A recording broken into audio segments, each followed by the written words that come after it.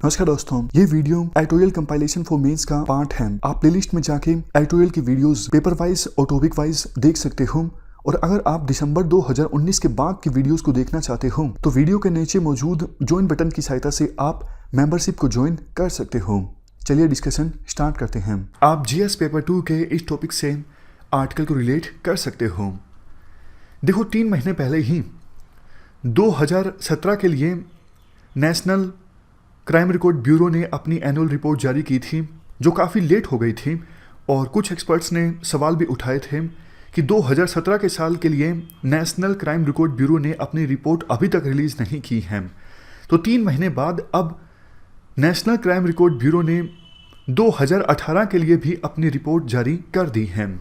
अब देखो, रिपोर्ट में बहुत सारी चीज़ें हैं जिनका इस्तेमाल कहीं पर नहीं होता है। जैसे केरल में और नेशनल कैपिटल रीजन में जो क्राइम रेट है वो हाईएस्ट है, 1463 पर 1 लाख पॉपुलेशन, और दिल्ली में 1342 पर 1 लाख पॉपुलेशन।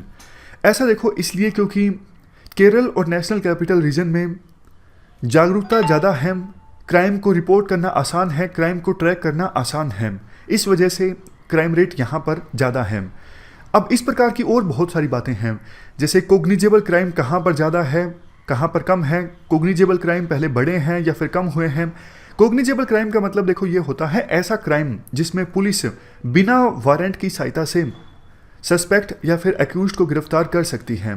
मतलब मजिस्ट्रेट से वारंट लेने की आवश्यकता नहीं होती पुलिस को। इसके बाद आर्टिकल में ये बोला जाता है महिलाओं के खिलाफ क्राइम में 15% की बढ़ोतरी हुई, यानी महिलाओं के अगेंस्ट क्राइम 15% इंक्रीज हुए।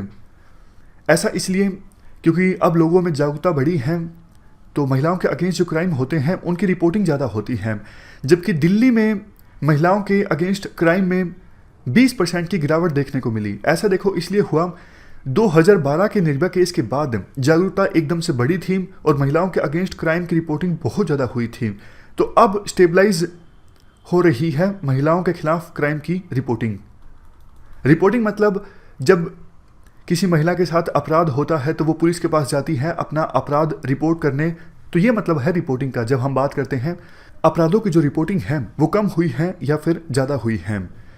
तो इसी प्रकार का डेटा देखो आगे भी है। नॉर्थ ईस्ट जैसे अरुणाचल प्रदेश, असम, त्रिपुरा, मेघालय, यहाँ में मर्डर रेट जो है वो सबसे ज़्यादा है।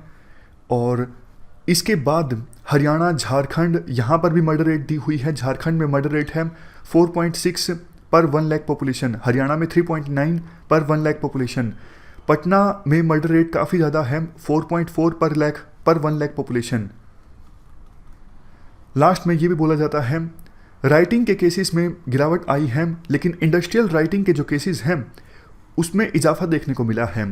तो देखो ये सारा डेटा हमने डिस्कस कर लिया, अदरवाइज ये सारा डेटा यूपीएससी पूछती नहीं है।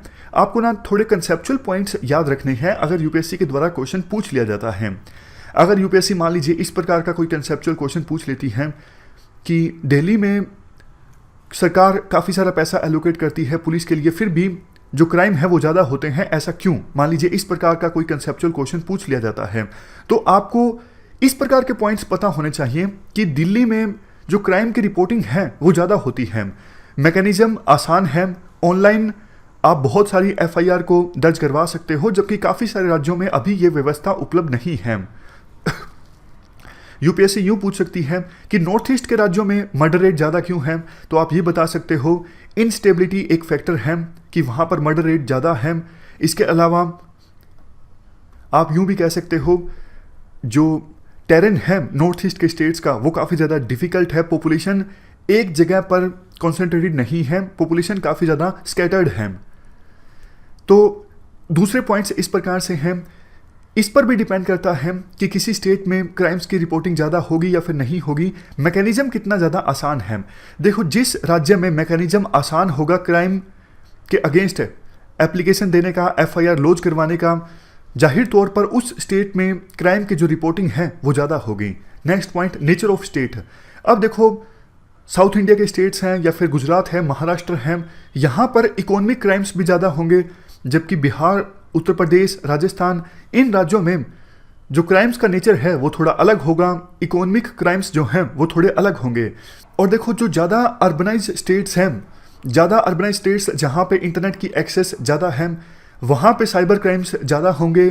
तो इस प्रकार से आप लॉजिक लगा के पॉइंट्स लिख सकते हो। अगर यूपीएससी के द्वारा कोई कंसेप्चुअल क्वेश्चन पूछ लिया जाता है कि यहाँ पर क्राइम ज़्यादा है, यहाँ पर कम है, इसके क्या रीजंस हैं, तो ये कंसेप्चुअल पॉइंट्स आप लिख सकते हो। सबसे लास्ट में महिलाओं के अगेंस्ट क्राइम कम है या फिर ज़्यादा है, इस बात पर भी डिपेंड करता है कि जेंडर सेंसिटाइजेशन कितना ज़्यादा है। आमतौर पर देखो जो अर्बनाइज स्टेट्स होते हैं उनमें जेंडर सेंसिटाइजेशन ज़्यादा होता है, जैसे केरल, नेशनल कैपिटल रीजन, यहाँ पर जेंडर सेंसिटाइजेशन ज़्यादा है एज कंपेरिजन टू जो लेस अर्बनाइज स्टेट्स हैं।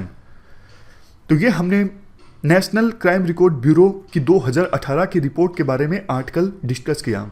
इस डिस्कशन में फिलहाल इतना ही है। Thank you very much for discussion.